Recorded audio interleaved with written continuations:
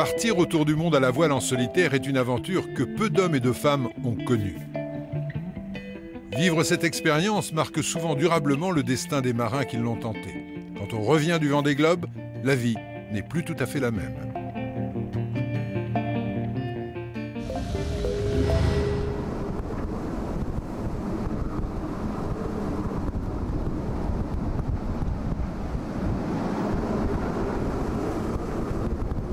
À travers les jours et à travers les mers, le Vendée Globe est une courte vie. Un tour du monde qui offre à chaque solitaire l'occasion unique de faire le tour de lui-même. Le Vendée Globe est un engagement total qui marque la chair et l'esprit.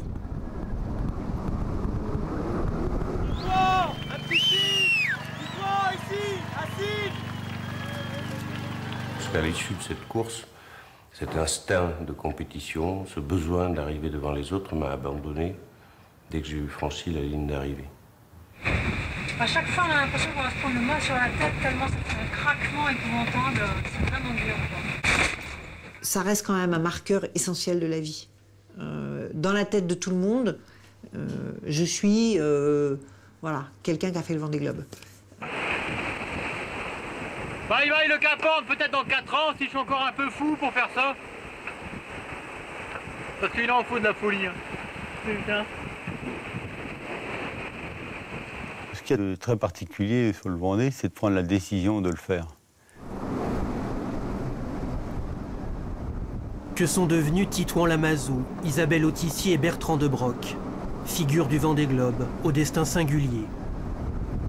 Comment cette épreuve au rythme si particulier s'inscrit-elle dans leur trajectoire personnelle? Que reste-t-il aujourd'hui de ces longs jours?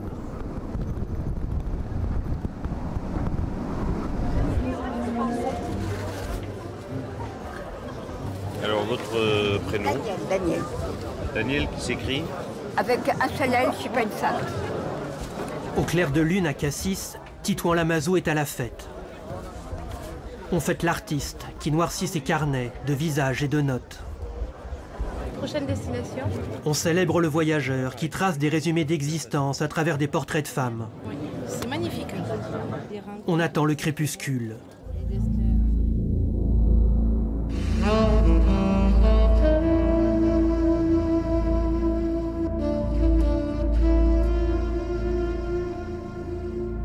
Sur les parois de la Calanque, surplombant la Méditerranée, les dessins de Titouan Lamazou sont projetés en format monumental.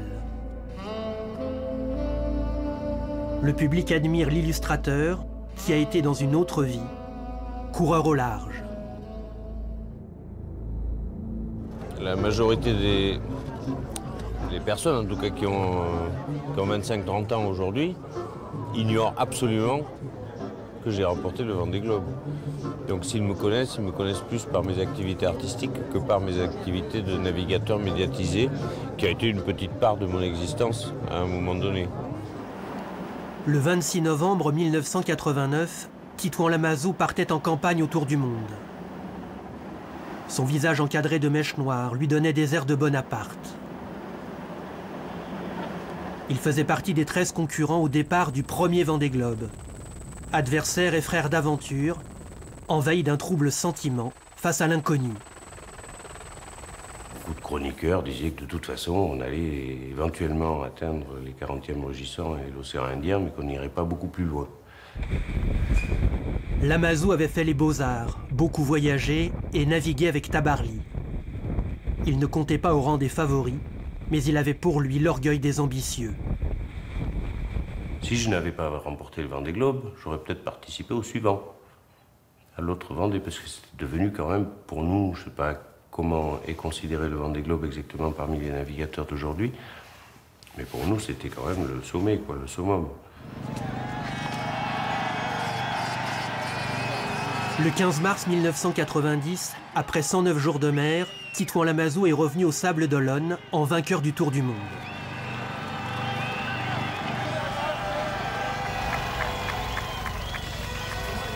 Je continue à penser que je ne suis pas un grand marin, je suis un marin, je suis devenu un marin. Ce que je souhaiterais maintenant, c'est devenir effectivement un peintre. Et le fait d'avoir remporté cette grande épreuve, ça va me permettre peut-être de me détacher un petit peu de la compétition pure. Titouan Lamazou est un homme à facettes, qui allait renoncer à l'aristocratie médiatique de la course au large pour se consacrer au voyage, au visage et à ses pinceaux.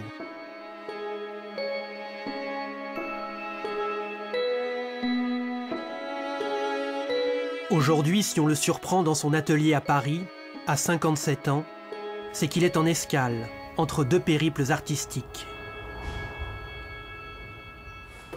Il y a dans toutes ces boîtes des histoires de femmes à travers le monde. Et dans cette boîte en particulier, les souvenirs de son dernier voyage africain, en République démocratique du Congo. En fait, c'est un groupe de femmes.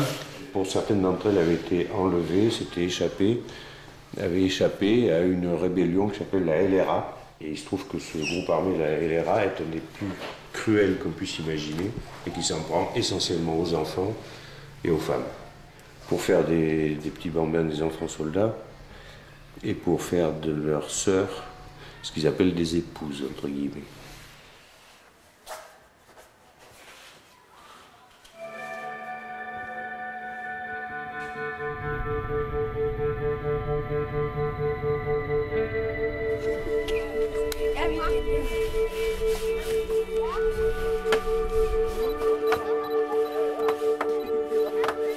L'année dernière, au grand large de l'Afrique, Titouan Lamazou part à la rencontre de ces femmes au Congo, dans un village situé dans la région du Nord Kivu.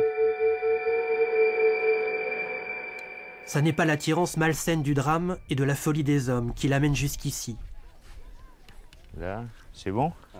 À travers le portrait et un patient travail d'approche, regarde un peu comme ça. Non. Il donne à sa manière un visage à la souffrance.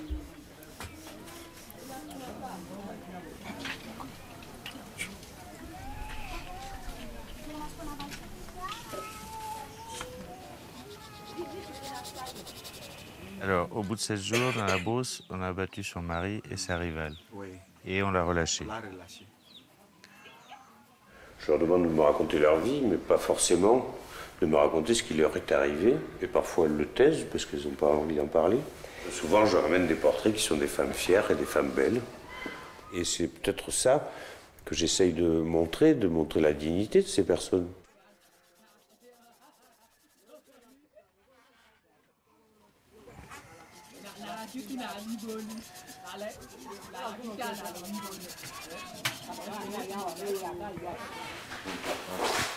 Des mers du Vendée Globe à ce village du Congo, il y a chez Titouan Lamazou comme une évidence. Oui, le Vendée Globe, il y a un dénominateur commun dans mon parcours, qui est quand même le déplacement, le mouvement. Voilà, donc le dénominateur commun de tout ça, c'est quand même probablement la curiosité de l'autre, de ce qu'il y a derrière les horizons.